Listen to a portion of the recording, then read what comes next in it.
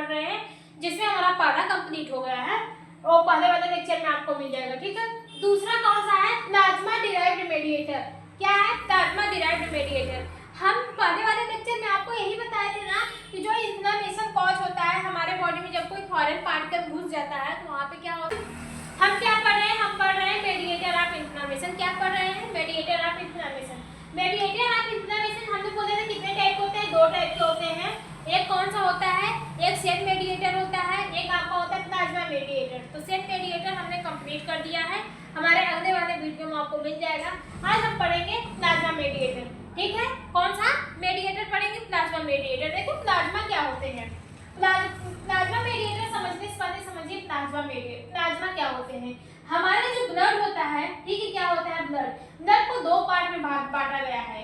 एक तो आपका हो गया प्लाज्मा, ठीक है, एक तो आपका हो जाएगा सेल, ब्लड सेल्स। क्या हो जाता है, प्लाज्मा और ब्लड सेल्स। जो 45% क्या होता है, सॉरी 55% क्या होता है, प्लाज्मा होता है। 55% प्लाज्मा होता है, जिसमें से और 45% हमारी क्या होती है, ब्लड होती है। तो जो प्लाज्मा होता है ये एक टाइप का लिक्विड तरल है। क्या है, लिक्विड तरल है। इसी में क्या होते हैं, हमारे प्लाज्मा मेडिएटर प्रेजेंस होते हैं। इसी में क्या होते हैं, तो ये जो लिक्विड तरल होता है इसी में क्या होते हैं, हमारे प्लाज्मा मेडिएटर प्रेजेंस होते हैं, लेकिन इनएक्टिव फॉर्म में प्रेजेंस होते हैं। किसमें, किस फॉर्म में प्रेजेंस होते हैं, इनएक्टिव फॉर्म में प्रेजेंस होते हैं, ठीक है। ये कब एक्टिव होते हैं, जब आपके बॉडी में इन्फ्लेमेशन कॉज होता है तब, ठीक है। बात समझ में आई, फिर से देखते हैं प्लाज्मा मेडिएटर क्या होते हैं। Plasma mediators, plasma derived mediator, these are present in the plasma inactive form, ठीक है। जो मेरा प्लाज्मा मेडिएटर होता है वो हमारे प्लाज्मा में प्रेजेंस तो रहता है, लेकिन किस फॉर्म में रहता है, इनएक्टिव फॉर्म में रहता है, and gate active during inflammation. और ये कब एक्टिव होता है, ये तभी एक्टिव होता है जब आपके बॉडी में इन्फ्लेमेशन कॉज होता है। मींस कि इन्फ्लेमेशन के समय ही क्या होता है, ये एक्टिव होता है। अब इन्फ्लेमेशन कब होता है, इन्फ्लेमेशन जब हमारे बॉडी में कोई फॉरेन पार्टिकल चल जाता है, या फिर किसी भी वजह से जब हमारी सेल इंजर हो जाती हैं, या फिर हमारे टिश्यू इंजर हो जाते हैं, तो वहाँ पे एक प्रोसेस होती है जिसमें हम बॉडी का टेम्परेचर इंक्रीज होता है, वहाँ पे स्वेलिंग आ जाती है, ठीक है, रेडनेस हो जाते हैं, बॉडी पे छोटे छोटे दाने पड़ जाते हैं। यही प्रोसेस जो होती है, यही प्रोसेस क्या कराती है, इन्फ्लेमेशन कराती है। तो इस इन्फ्लेमेशन को करवाने के लिए हमारे बॉडी में कुछ केमिकल भी रिलीज होते हैं, कुछ मेडिएटर भी होते हैं, ठीक है, जैसे सेल डिराइव्ड मेडिएटर और हमारे प्लाज्मा डिराइव्ड मेडिएटर। जो प्लाज्मा डिराइव्ड मेडिएटर होते हैं वो कहाँ पे प्रेजेंस होते हैं, प्लाज्मा में प्रेजेंस होते हैं, लेकिन इनएक्टिव फॉर्म में होते हैं। जब आपके बॉडी में इन्फ्लेमेशन होता है तो इन्फ्लेमेशन को एक्टिवेट कर, मतलब इन्फ्लेमेशन को करवाने के लिए एक्टिवेट होते हैं। मींस कि ये जो मेडिएटर होते हैं इन्फ्लेमेशन प्रोसेस को रेगुलेट करने में मदद करते हैं, ठीक है। बात समझ में आई। फिर इसके बाद देखते हैं कौन कौन सा होता है प्लाज्मा मेडिएटर में। सबसे पहले कौन सा आता है, कॉम्प्लीमेंट सिस्टम। कौन सा आता है, कॉम्प्लीमेंट सिस्टम। कॉम्प्लीमेंट सिस्टम क्या होता है, देखिए, activate by the classical alternative lectin pathway, ठीक है। कॉम्प्लीमेंट सिस्टम किसके द्वारा एक्टिवेट होता है, एक क्लासिकल अल्टरनेटिव लेक्टिन पाथवे के थ्रू क्या होता है, एक्टिवेट होता है। इंपॉर्टेंस क्या है इसमें, देखिए C3A आपको मिलेगा, C5A आपको देखने को मिलेगा। इंपॉर्टेंस क्या है, एनाफिलोटॉक्सिन, ठीक है। कौन सा है, एनाफिलोटॉक्सिन के वैस्कुलर परमिबिलिटी को इंक्रीज करने का मदद करता है, और कीमोटॉक्सिक में भी इंपॉर्टेंस होता है, मींस कि बैक्टीरिया, वायरस, फंगस को मारने के लिए भी इंपॉर्टेंस होता है। कौन सा, एनाफिलाटॉक्सिन। एनाफिलाटॉक्सिन का क्या करता है, कॉम्प्लीमेंट्री सिस्टम एनाफिलाटॉक्सिन के एक्शन को इंक्रीज कर देता है, जिसकी वजह से वैस्कुलर परमिबिलिटी इंक्रीज हो जाती है, और इसके वैस्कुलर परमिबिलिटी इंक्रीज होने के साथ साथ यह कुछ कीमोटॉक्सिक के रूप में भी काम करता है, मींस कि कुछ हद तक बैक्टीरिया, वायरस, फंगस को मारने का भी काम करता है, ठीक है। अब कॉम्प्लीमेंट्री सिस्टम एक्टिवेट किसकी वजह से होता है, लेक्टिन पाथवे के थ्रू एक्टिवेट होता है, ठीक है। बात समझ में आई। अब इसमें आपको क्या क्या देखने को मिलेगा, एक आपको C3B और C5B9 की जैसा देखने को मिलेगा, ठीक है। ऑप्सोनाइजेशन हेल्प करता है फेगोसाइटोसिस में, और जो ये क्या है MAC सेल साइकिल में मदद करता है, सेल लाइसिस में मदद करता है। ठीक है, फिर इसके बाद आपका कौन सा है, आपका फिर इसके बाद आता है कौन सा, काइनेसिस। काइनेसिस क्या होता है, काइनिन्स, कौन सा है, काइनिन्स। काइनिन्स को किस नाम से जाना जाता है, ब्रेडिकाइनिन्स के नाम से जाना जाता है, क्योंकि कुछ पाथवे को फॉलो करके बाद में ब्रेडिकाइनिन के पास चला जाता है। ठीक है, ये जो काइनिन होता है कुछ पाथवे को फॉलो करके कन्वर्ट हो जाता है, किसमें, ब्रेडिकाइनिन में कन्वर्ट हो जाता है। बात समझ में आई। फॉर्म कहाँ से होता है, काइलोजेनेसिस के फॉर्म में, कहाँ से फॉर्म होता है, काइलोजेंस के फॉर्म में, मतलब काइलोजेंस से हमको क्या मिलता है, काइनिन मिलता है। फॉर्म बनता कहाँ पर है, फ्रॉम काइलोजेंस। काइलोजेंस से हमको क्या बनता है, काइनिन बनता है। ठीक है, ये किसके, काइलोजेन पाथवे से फॉर्म होता है। एक काइलोजेन पाथवे कौन करवाता है, कैरीक्रेलिन एंजाइम की वजह से, मतलब कैरीक्रेलिन एंजाइम करवाती है इस पाथवे को, और इसी के थ्रू हमको क्या मिलता है, काइनिन मिलता है। काइनिन आगे चल के कुछ पाथवे को फॉलो करके एक इसमें बदल जाता है, ब्रेडिकाइनिन में बदल जाता है। बात समझ में आई।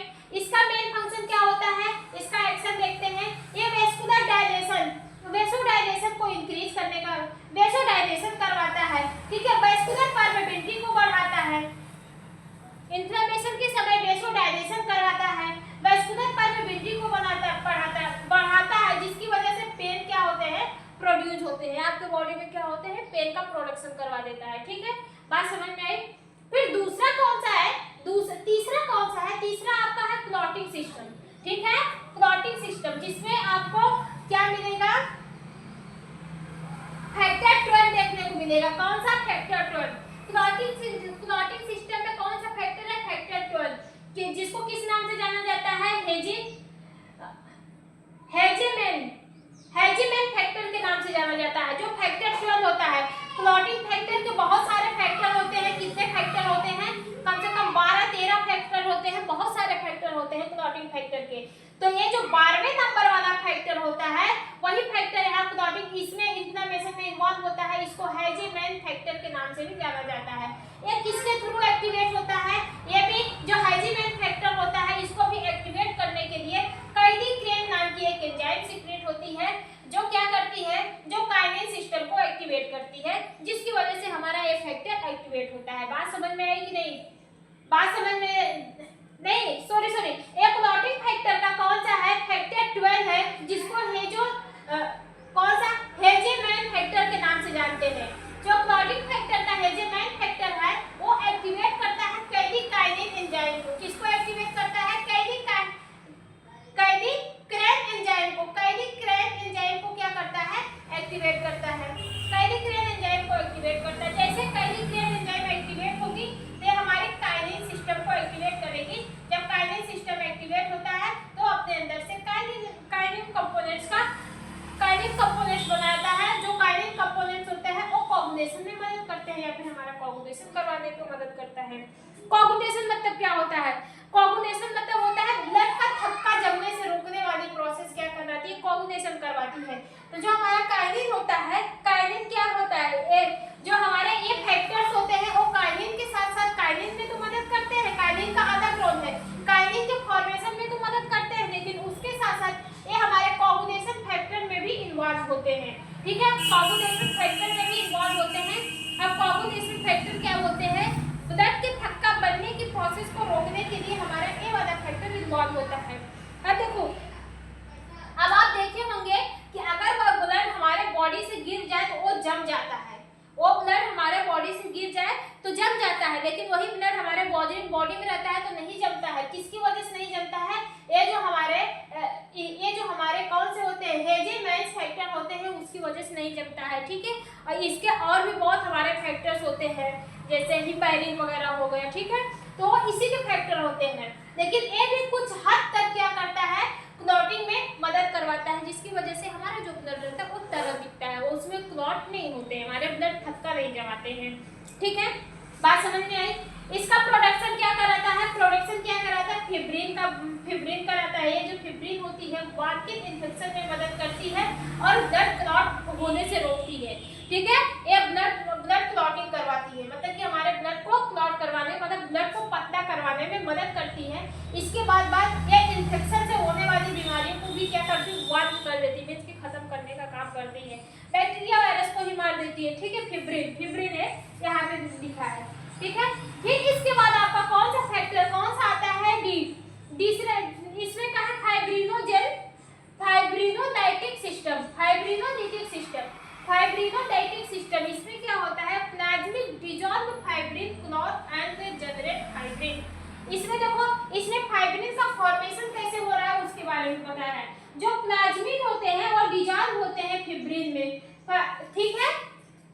फिब्रिन में क्या होते हैं, हमारे क्या होते हैं, जो प्लाज्मिन होते हैं वो डिजॉल्व हो जाते हैं फिब्रिन क्लॉट में एंड जनरेट करते हैं फाइब्रिन, ठीक है। जो क्या करता है, डिग्रीडेशन प्रोडक्शन में मदद करता है। किसमें, डिग्रीडेशन प्रोडक्शन में मदद करता है। अब देखो ये क्या करते हैं कि जैसे हमारे सेल्स में क्या हुआ, यहाँ पे हमको चोट लगी और यहाँ से क्या हो रहा है, ब्लड क्लॉट हो रहे हैं और यहाँ से हमारे ब्लड बाहर भी निकलेंगे और यहाँ से बैक्टीरिया वायरस फंगस हमारे ब्लड में भी जाएंगे। तो वहां से हमारा ये वाला 12वीं वाला फैक्टर एक्टिव होता है, कौन सा, हेजोमैन फैक्टर एक्टिव होता है। इसके अंदर से क्या निकलता है, फिब्रिन निकलता है, फिब्रिनोजेन ऐसे निकलता है। ये क्या करता है, ये यहाँ पे वाल्व बनाने लगता है, मींस कि ऐसे सॉरी यहाँ पे वाल्व बनाने लगता है, यहाँ पे क्या करता है, वाल्व बनाने लगता है ऐसे, ताकि यहाँ से ब्लड हमारा क्लॉट ना हो पाए। जब यहाँ से ब्लड नहीं निकलेगा तो मींस कि यहाँ पे जैसे पाइप से अगर पानी निकल रहा है, अगर आप पाइप को बंद कर देते हैं तो वहां से पानी नहीं निकलता है। तो ये भी क्या होते हैं, उस एरिया को बंद करने का काम करते हैं। बंद करने के लिए इसको यहाँ पे क्या करवाना पड़ेगा, क्लॉट करवाना पड़ेगा, मींस कि यहाँ पे ब्लड को जमाना पड़ेगा। तो यहाँ पे क्या होते हैं, ब्लड अपना जम जाते हैं। जमने के बाद क्या होते हैं, यहाँ पे कुछ हमारे फिब्रिन आ जाते हैं जो उसको क्या करते हैं, एक तरह में एकदम एकदम अडहेशन में वहाँ पे ऐसे जालीनुमा संरचना बनाते हैं। फिर उसमें कॉन्स्ट्रक्शन होता है, कॉन्स्ट्रक्शन होते वो जाली एकदम आपस में सट जाएगी, इतनी सट जाएगी तो बीच में कोई भी प्लास नहीं रहेगा, जहाँ से हमारा कोई भी कंपोनेंट्स बॉडी से बाहर नहीं निकल पाता है, ठीक है। मींस कि कोई भी कंपोनेंट्स हमारे बॉडी से नहीं निकल पाता है। तो ऐसे भी क्या होते हैं, हमारे ब्लड जो क्लॉट होता है, जो ब्लड हमारे बॉडी से निकलता है, उसको भी ना निकलने के लिए रोकने का काम हमारा यही सिस्टम करता है, ठीक है। इसके बाद इतना ही नहीं, ये हमारा एक्टिवेट करता है कॉम्प्लीमेंट्री सिस्टम को, ठीक है। ये हमारे पहले वाले सिस्टम को भी क्या करता है, एक्टिवेट करने का काम करता है, ठीक है। बात समझ में आई। एक ऐसे कंपोनेंट्स होते हैं जो हमारे प्लाज्मा में प्रेजेंस होते हैं, लेकिन किस फॉर्म में प्रेजेंस होते हैं, इनएक्टिव फॉर्म में प्रेजेंस होते हैं। ये तभी एक्टिव होते हैं जब आपके बॉडी में किसी भी टाइप का इन्फ्लेमेशन कॉज हो। ये जो प्लाज्मा मेडिएटर होता है, ये 3-4 टाइप के पाया जाता है। जैसे नंबर पहला कौन सा है, कॉम्प्लीमेंट्री सिस्टम, ठीक है, काइनिन मेडिएटर और आपका क्लॉटिंग सिस्टम। फिर इसके बाद कौन सा है, फिब्रिनोलाइटिक सिस्टम, ठीक है। इतने में हमारे क्या होते हैं, हमारे प्लाज्मा मेडिएटर सिस्टम पाए जाते हैं। कॉम्प्लीमेंट्री सिस्टम में हमारे C3A पाया जाता है, C5A पाया जाता है, C3B पाया जाता है, C5B और 9 पाया जाता है, ठीक है। ये इन लोग का काम क्या रहता है, ये वैस्कुलर परमेबिलिटी को बढ़ाने का काम करते हैं और कुछ हद तक बैक्टीरिया वायरस फंगस को भी खत्म करने का काम करते हैं। ये जो काइनिन होता है, काइनिन ये हमारा क्या है, ब्रेडिकार्डिया ही होता है, मतलब कुछ पाथवे को फॉलो करके बाद में ब्रेडिकार्डिया में कन्वर्ट हो जाता है। लेकिन एक काइनिन को कौन बनाता है, काइनिन हमारे काइनोजेन की वजह से बनता है। किसकी मदद से बनता है, काइनोजेन की मदद से बनता है। ये काइनोजेन कब एक्टिवेट होता है, जब काइनिक्रेट एंजाइम हमारी इसको एक्टिवेट करती है। मींस कि काइनोजेन को काइनिन बनाने के लिए एक एंजाइम की जरूरत पड़ती है। वही एंजाइम क्या करता है, काइनिन को बनाने में मदद करवाता है। कौन सा एंजाइम है, काइनिक्रेट नाम की एंजाइम होती है जो मदद करती है काइनिन बनवाने के लिए। मींस कि ये हमारे काइनोजेन को एक्टिव करती है। इसका एक्शन क्या करता है, वेसोडाइलेशन करवाता है, वेस्कुलर परमेबिलिटी को इंक्रीज कर देता है, बॉडी में पेन को प्रोड्यूस करता है, ठीक है। बात समझ में आई। फिर कुछ हमारे क्लॉटिंग फैक्टर होते हैं, जैसे हमारे फैक्टर 12 जो हमारे 12 फैक्टर्स होते हैं, उसको उसमें से 12वें वाले फैक्टर्स को हेजेमैन फैक्टर के नाम से जाना जाता है। किस नाम से जाना जाता है, हेजेमैन। ये ब्लड को क्लॉट होने के लिए बचाते हैं। मीन्स ब्लड को क्लॉट होने के लिए बचाते हैं। मीन्स कि जो हमारा ब्लड बढ़ता है, जैसे बहुत सारा सेल इंजरी हो गई है, जैसे आपको अचानक से चोट लग गई है, चोट लगने के बाद क्या होता है वहाँ से बहुत ज़्यादा ब्लड निकलता है, तो कुछ बात देखेंगे, बहुत अगर ज़्यादा डैमेज हो जाता है वहाँ से सारा ब्लड निकल जाता है, लेकिन अगर थोड़ा बहुत चोट लगी है तो वहाँ से हमारे क्या होते हैं, कुछ क्लॉटिंग फैक्टर भी रिलीज होते हैं जो ब्लड को क्लॉट होने के लिए बचाते हैं।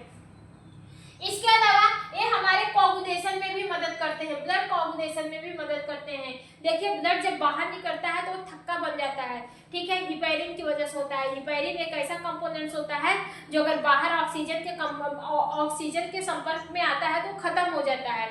वही हिपैरिन हमारे ब्लड में रहता है जो ब्लड को थक्का बनने से रोकता है। ठीक है, बात समझ में आई कि नहीं आई?